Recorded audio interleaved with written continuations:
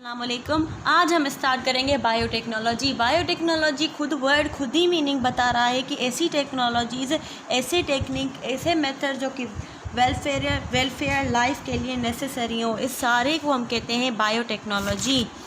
अब देखते हैं क्या है। A century ago Gregor John Mendel formulated set rules to explain the phenomena of inheritance of biological characters. कुछ साल पहले ग्रेगर ने क्या किया था, उसने कुछ रूल्स बनाए थे जो कि एक्सप्लेन कर रहे थे कि inheritance of biological characters, heredity क्या है और कैसे होती है। उसने एक बेसिक थीम बनाई थी, is that each heritable property of an organism is control by a factor called gene. उसने कहा था कि जो भी हेरिटेबल प्रॉपर्टी है, जो भी प्रॉपर्टी हेरिडिटी में आती है, उसे एक फैक्टर कंट्रोल करता है जिसको हम कहते हैं gene. A physical entity present somewhere in the cell which is made up of DNA. हमें पता है कि जीन ऐसा स्ट्रक्चर है जो कि क्रोमोसोम पे होता है, जो कि कैरियर ऑफ जेनेटिक मटीरियल है, डीएनए उसमें होता है मौजूद। The discovery of the role of DNA was tremendous stimulus to genetic research। जैसे ही हमें डिस्कवरी हुई, डीएनए का पता चला, उसके रोल का पता चला, वैसे ही हमारे जेनेटिक रिसर्च की लेवल्स बढ़ गई। From 1952 to 1966 structure of DNA was studies. इस साल में स्ट्रक्चर ऑफ डीएनए को स्टडी किया था, जो कि हमारे पास कौन सा था, double helix. The genetic code understood and the process of transcription and translation were described.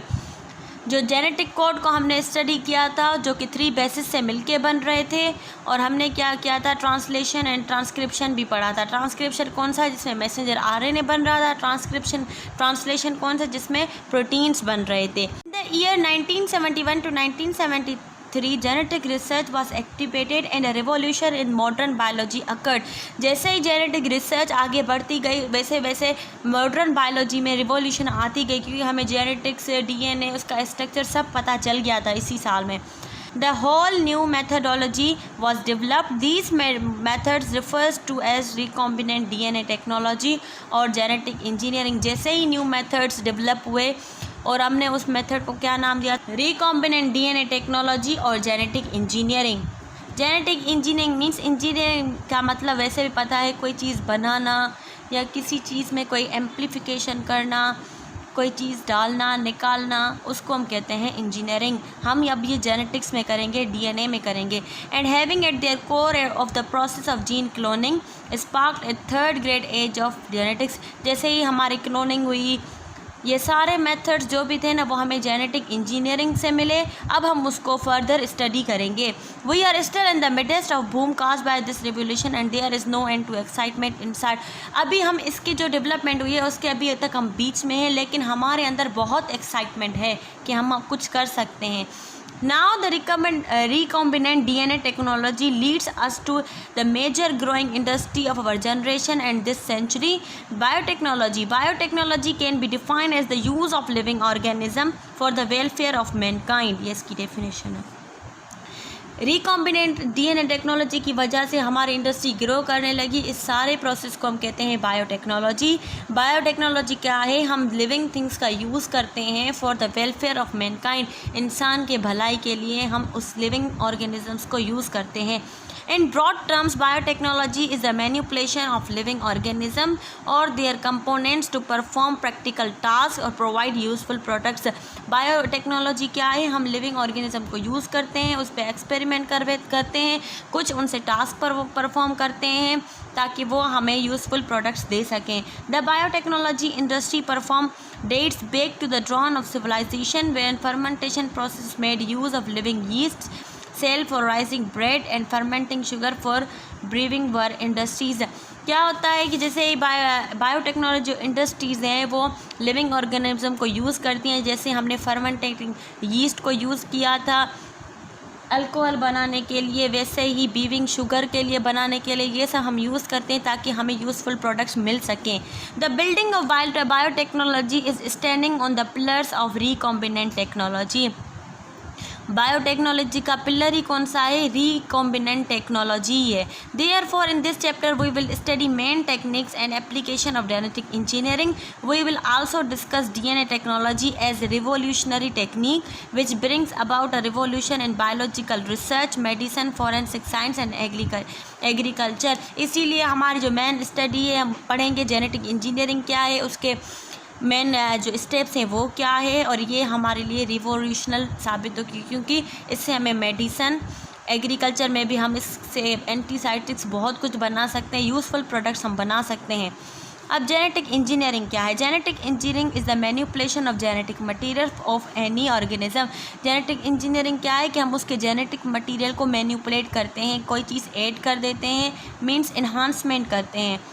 Genetic engineering usually utilise bacterial cells. हम क्या करते हैं उसमें? Genetic engineering mostly bacterial cells use करते हैं एंड देयर प्लाज्मिड्स। प्लाज्मिड्स क्या होते हैं बैक्टीरिया के? हम उनको कह सकते हैं कि वो उनका अलग से डीएनए होता है, which are small circular DNA molecule. आ गया ना? प्लाज्मिड क्या होते हैं? उनके स्मॉल सर्कुलर डीएनए मॉलिक्यूल होते हैं। They can replicate freely within bacteria cells. वो फ्रीली रेप्लिकेट कर सकते हैं बैक्टीरिया के अंदर। Genetic engineering can produce cells that contain a foreign gene. These cells are capable of producing a new and different proteins. As a result of growth of these cells, so may identical copies of plasmid with a foreign gene are produced.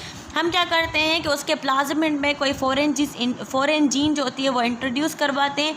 जैसे ही वो replicate करेंगे, जैसे ही new products बनेंगी या जो भी new bacteria बनेंगे उसमें वो फॉरेन जीन होंगी। अब रिकॉम्बिनेंट डीएनए टेक्नोलॉजी के हमारे पास स्टेप्स कौन से हैं? पहले हम क्या करते हैं? रिकॉम्बिनेंट डीएनए मॉलिक्यूल को प्रिपेयर करते हैं, फिर उसको आरडीएनए को हम इंसर्ट करवाते हैं जो होस्ट सेल होगा। होस्ट सेल वो होगा जिस पे हम एक्सपेरिमेंट कर रहे हैं, मोस्टली बैक्टीरिया लेते हैं। फिर हम क्या करेंगे? अब इंसर्ट कर दिया, अब उसकी मल्टीप्लिकेशन करवाएंगे एंड उसकी कॉपीज़ बनेंगी। लास्ट में हम क्या करेंगे? सिलेक्शन ऑफ बैक्टीरिया करेंगे विथ रिक्वायर्ड जीन, जिसमें वो जीन होगी जो हमने इंसर्ट करवाई थी। अब हम वन वन करके देखते हैं सब। अब preparation of recombinant DNA rDNA molecule. Recombinant DNA rDNA molecule is a DNA molecule which contains DNA from two sources. Recombinant DNA ऐसा डीएनए मॉलिक्यूल है जिसमें जो डीएनए होता है वो फ्रॉम टू सोर्सेज होता है, टू सोर्सेज से होता है। Preparation of this type of DNA requires some basic tools. These tools are vector, plasmid हो या बैक्टीरियोफेज हो। वेक्टर होगा restriction enzyme and DNA ligase enzyme. दो डीएनए मीन्स वो डीएनए, रिकॉम्बिनेंट डीएनए हम किसको कहते हैं? जो कि हमें दो सोर्स से मिला। उसके पास कुछ बेसिक टूल्स होने चाहिए। अब टूल्स कौन से हैं? कि एक वेक्टर होना चाहिए जो कि किस शक्ल में होगा? प्लाज्मिड होगा या बैक्टीरियोफेज। दूसरा कौन सा होगा? उसके पास रेस्ट्रिक्शन एंजाइम होना चाहिए एंड डीएनए लाइगेज एंजाइम। तीन चीज़ें होनी चाहिए। एक तो वेक्टर हो जिस पे हम करेंगे प्लाज्मिड या बैक्टीरियोफेज। दूसरा कौन सा था? Restriction enzyme, restriction enzyme. चौथा कौन सा है हमारे पास? DNA ligase enzyme. ठीक है, ये हमारे पास उसके पास होने चाहिए। अब वेक्टर क्या है? It is a DNA molecule which is It is a DNA molecule into which a gene is inserted to construct a recombinant DNA molecule. Vector हमारे पास क्या है जिस पे हम एक्सपेरिमेंट कर रहे हैं, उसका डीएनए में जिसमें हम जीन इंसर्ट करेंगे उसको हम कहेंगे vector. It is capable of replicating in host organism. उसके पास ये सलाहियत होती है कि वह होस्ट ऑर्गेनिज्म में रेप्लिकेट कर सके। It act as a vehicle of transport rDNA into host cell. ये एक गाड़ी की तरह काम करता है। वो क्या करता है कि आरडीएनए को होस्ट सेल तक ट्रांसपोर्ट करवाता है। Which is usually bacterium. Two most popular types of vector used in this technology are bacterial plasmids and bacteriophage. हम क्या करते हैं? वेक्टर्स मोस्टली जो लेते हैं, एक बैक्टीरिया होता है जिसको हम कहते हैं बैक्टीरियल प्लाज्मिड्स, उसके प्लाज्मिड्स, एंड बैक्टीरियोफेज जो हमारे पास वायरस होता है। Plasmids are small extra chromosomal circular DNA found in some bacteria. ये कुछ बैक्टीरिया में प्लाज्मिड्स मिलते हैं हमें। It can replicate independent of the host cell chromosome. ये क्रोमोसोम के बिना भी रेप्लिकेट कर सकते हैं। प्लाज्मिड्स के पास ये क्वालिटी होती है। प्लाज्मिड्स ऑलवेज कैरी वन और मोर जीन्स। उनके पास एक से ज़्यादा जीन्स होती हैं which are responsible for useful characteristic displaced by host bacterium. such as resistant to antibiotics, fertility, killing of the other bacteria। हम क्या करते हैं, हम उससे हम जो हमारे पास है यूज़फुल प्रोडक्ट्स मिल सकती हैं, जैसे हम एंटीबायोटिक्स बना सकते हैं, किलिंग कर सकते हैं इंसेक्टिसाइड्स को, ये सब। Generally, plasmids are found in bacteria, but rarely they are also found in some eukaryotes, some strains of yeast। वैसे तो प्लाज्मिड्स जो होते हैं मोस्टली जो बैक्टीरिया में पाए जाते हैं, लेकिन कुछ हम यूकैरियोट्स में भी पा सकते हैं, जैसे कि यीस्ट में। Plasmids are used to prepare recombinant DNA molecule by removing it from their source। हम क्या करते हैं, प्लाज्मिड को कैसे प्रिपेयर करते हैं, हम क्या करते हैं, उसका जो DNA मॉलिक्यूल होता है हम उसको रिमूव कर देते हैं। And inserting a foreign required gene to into them. हमें जो जीन चाहिए होती है वो जीन हम लेके उसके DNA में इंसर्ट करवा देते हैं। Host cell takes up this RNA as vector and after both bacteria and plasmid reproduce. ये क्या होगा, फॉर सपोज हमने एक DNA निकाल दिया है प्लाज्मिड का, ये जो साइट है मैं इसको हाईलाइट कर देती हूँ, इस पे हमें कोई जीन इंसर्ट करवाती है। अब यहाँ पे एंजाइम एक्ट करेगा, हम देखेंगे।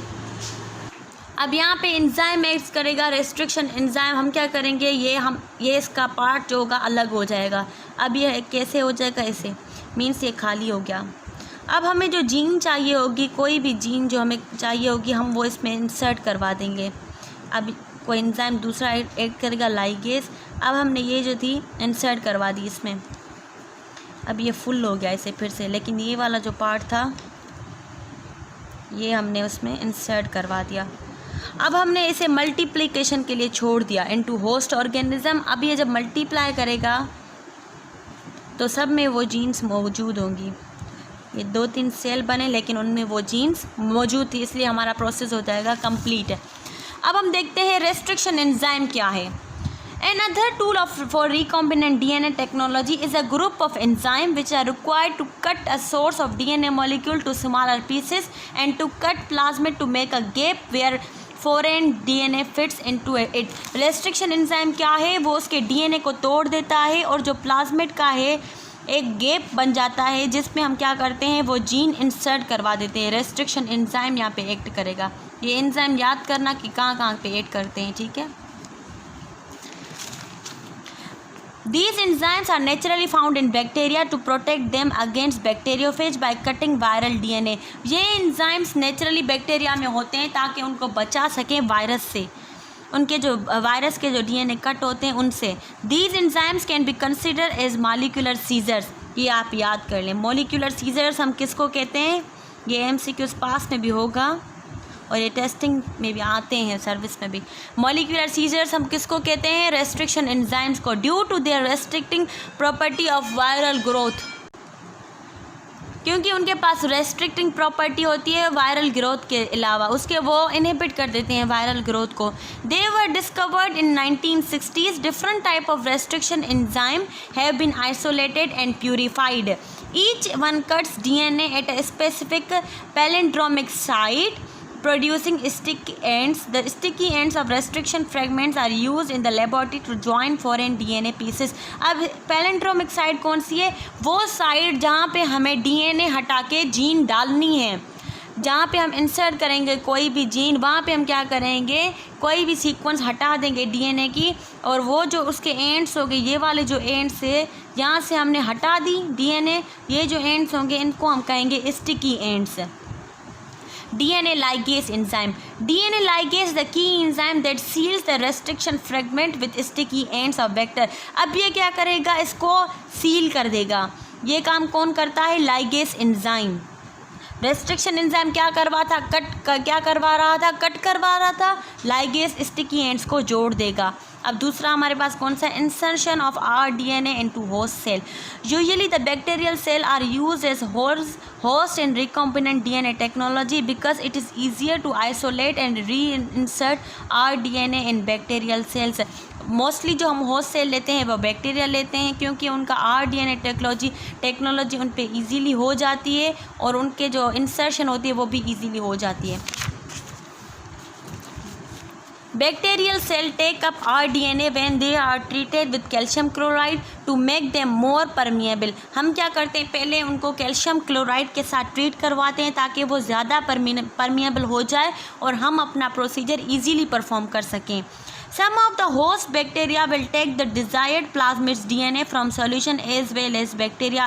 कुछ होस्ट होते हैं, मोस्टली जो बैक्टीरिया होते हैं वो क्या करते हैं, जो उनको प्लाज्मिड चाहिए होता है वो सॉल्यूशन से ही ले लेते हैं या कुछ बैक्टीरिया भी ले लेते हैं, क्योंकि हम सॉल्यूशन प्रिपेयर करते हैं जिसमें हम कैल्शियम क्लोराइड भी ऐड करते हैं. अब तीसरा हमारे पास क्या है, multiplication of host with rDNA. अब हमने क्या किया है, यहाँ तक हमने क्या किया है, हमने डीएनए को कट भी कर दिया by restriction enzyme, sticky ends को जोड़ भी दिया बाय लाइगेज एंजाइम, और हमने क्या किया है, अपनी जो हमें जो डीएनए चाहिए था उसमें हमने जीन भी इंसर्शन करवा दी. अब हम उसको मल्टीप्लिकेशन करवा रहे हैं. When the host cell divide and redivides, copies of the recombinant DNA molecules are passed to the progeny and further replication of vector takes place. अब जैसे ही वो मल्टीप्लाई करेगा सेल डिवाइड होंगे, फिर से डिवाइड होंगे, जो हमने उसमें इंसर्ट किया था वो हमें उसकी स्पीशीज़ में मिल जाएगा. After a large number of cell division, a colony or clone of identical host cell is produced. जैसे ही जो क्लोनिंग हुई, जो भी स्पीशीज़ प्रोड्यूस हुई उनमें वो जीन होगी. Each cell in a clone contains one or more copies of the rDNA molecules. The gene carried by recombinant molecule is now said as clone. हमने क्या किया, क्लोन का मतलब क्या है, हमने उसके डीएनए में कुछ चेंज करवा दिया. अब लास्ट में जो हमें रिजल्ट में जो कॉपीज़ मिली वो उनमें चेंजिंग मौजूद थी, इसलिए हम कह रहे हैं क्लोन. वैसे तो क्लोनिंग आपको पता है कि जो डॉली हुई थी शीप से, उसको भी हम कहते हैं क्लोनिंग. अब हम फिगर को देख लेते हैं. हमने क्या किया, एक प्लाज्मिड लिया है, ई कोलाई बैक्टीरिया का प्लाज्मिड हमने बाहर ले लिया. हमने क्या किया, यहाँ पे रेस्ट्रिक्शन एंजाइम को एक्ट करवा दिया. इसने क्या किया, यहाँ पे गैप कर दिया. जो स्टिकी एंड्स थे, फिर ये क्या करेगा, लाइगेज एंजाइम ऐड करेगा और ये मिल जाएंगे. अब ये कैसे मिल जाएंगे, अब हम क्या करें, ह्यूमन सेल ले रहे हैं, उसका डीएनए ले रहे हैं. अब डीएनए का वैसे ही रेस्ट्रिक्शन एंजाइम से हमने कोई पार्ट लिया है जो हमें इसमें ट्रांसफ़र करवाना था. अब मैंने इसका पार्ट ले लिया, अब मैं ये बैक्टीरिया में ट्रांसफ़र करवा दूंगी. लाइगेज एंजाइम क्या करेगा, इन सबको सील कर देगा. अब देखें, ये इसके जो एंड्स हैं और ये जो मैंने डीएनए इसमें इंसर्ट करवा दिया, ये सील हो गए. अब हम क्या करेंगे, इसको मीडियम में डाल देंगे, वो मीडियम जहाँ पे वो ग्रो करेगा. अब जैसे इसने मल्टीप्लाई किया, जो हमारे पास क्लोन बने, जो हमारे पास दूसरे बैक्टीरिया बने उसमें ये मौजूद था. ये देखें, सब में ये मौजूद होगा. इसको हम कहते हैं रिकॉम्बिनेंट डीएनए टेक्नोलॉजी. अब 4 कौन सा है, लास्ट सिलेक्शन हम कैसे करते हैं, bacteria with foreign gene. Bacteria containing required gene in the plasmid rDNA can be identified from other bacteria having no rDNA by growing them in a medium containing ampicillin. अब हमें पता कैसे चलेगा कि हमने जो rDNA इंसर्ट किया था हमें किस किस बैक्टीरिया में मिलेगा, किस किस के बैक्टीरिया में नहीं मिलेगा. अब हम सब बैक्टीरिया को खोल के तो नहीं देखेंगे ना कि उनमें rDNA है या नहीं. तो हम क्या करेंगे, उन बैक्टीरिया को एक ऐसे मीडियम में डाल देंगे जिसमें एम्पीसिलिन था. Thus only those bacterias containing amplifier are means ऐसा मीडियम जिसमें rDNA मौजूद आ will be able to survive and establish colony while the rest will die. हमने एक ऐसा मीडियम लिया जिसमें एम्पीसिलिन डाल दिया. अब वो बैक्टीरिया जिनमें एम्पीसिलिन भी था और rDNA था वो ही सर्वाइव कर पाएंगे इसी मीडियम में, बाकी जो भी थे वो मर जाएंगे. The culture medium also containing X gal a modified sugar which is cleaved by lac Z enzyme of vector in. अब हम क्या करेंगे, ऐसा मीडियम जिसमें एक्स गाल, मॉडिफाइड शुगर का नाम है, एक शुगर है जो कि मॉडिफाइड है, हम उसको कहते हैं एक्स गाल. हम उसको क्या करेंगे, हम उसको कैसे क्लीव करते हैं, leg Z gene of vector हम इस्तेमाल करते हैं.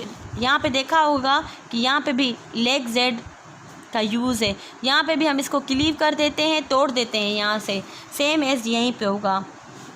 इन a colony if plasmid does not carry desired gene, वो प्लाज्मिड जिसमें डिज़ायर्ड जीन नहीं मौजूद थी मीन्स rDNA एब्सेंट होगा. The X gal will be hydrolyse by beta galactosidase. Beta galactosidase enzyme होता है जो इस शुगर को हाइड्रोलाइज कर देगा, यील्डिंग अ ब्लू कलर.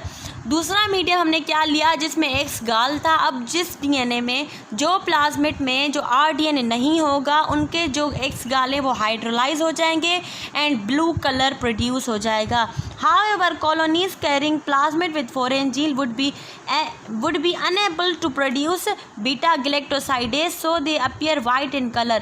वो कॉलोनीज प्लाज्मिड की जिनमें आरडीएनए मौजूद था वो क्या करेंगी, वो सर्वाइव कर जाएंगी, वो टूटेंगी नहीं, उनका एक्स गाल नहीं टूटेगा और वो वाइट कलर अपीयर होगा उसका। Thus, only those colonies of bacteria will be selected that form white color on medium containing ampicillin and X gall। खाली वही कॉलोनीज़ होंगी हम सिलेक्ट करेंगे जिनके पास एम्पीसिलिन था और जो एक्स गाल मीडियम में सर्वाइव कर रही थी। अब इनकी एप्लीकेशन क्या होती है? एप्लीकेशन ये है कि हम अगर हमें पता चल जाए कि किसी मतलब डीएनए में ये कोई बीमारी हो रही है तो हम पहले ही उसके जीन्स को तब्दील कर दें और वो बीमारी होने से रोक दें। और दूसरा इसका क्या था कि हम इनसे क्या करते हैं, insect killing toxins, pharmaceutical products means medicine, ये सब हम बना सकते हैं बहुत बड़ी लेवल पर, क्योंकि यूजेज दिन ब दिन बढ़ रहा है इसलिए टेक्नोलॉजीज ही बढ़ रही हैं। और जैसे पहले हम क्या करते थे, जो इंसुलिन है जो डायबिटीज़ वाले पेशेंट यूज़ करते हैं वो हम पहले पिग और कैटल में से यूज़ करते थे, लेकिन अब हम उसको जेनेटिकली भी मॉडिफाई और सिंथेसिस कर सकते हैं। ये भी हमारे पास एक होता है। पहले हम क्या करते थे, एक हार्मोन होता है BPBGH बोवाइन ग्रोथ हार्मोन, ये हम काउज़ में लगाते हैं ताकि वो 25% हमें मिल्क ज़्यादा दें, मोर देन हमारी रिक्वायरमेंट में हैं। जैसे नट्रासूट, फिनाइलएलेनिन, ये हम क्या करते हैं, ये इंजीनियरिंग बैक्टीरिया हैं जो कि फिनाइलएलेनिन कंपाउंड है। नट्रासूट एक स्वीट होते हैं वो प्रोड्यूस करते हैं। यही बस इसकी कुछ एप्लीकेशन है। जेनेटिक इंजीनियरिंग का हम क्यों यूज़ करते हैं ये उसकी एप्लीकेशन से। अब हम नेक्स्ट लेक्चर में पढ़ेंगे कि ट्रांसजेनिक प्लांट्स और ट्रांसजेनिक एनिमल्स क्या हैं। Thank you very much.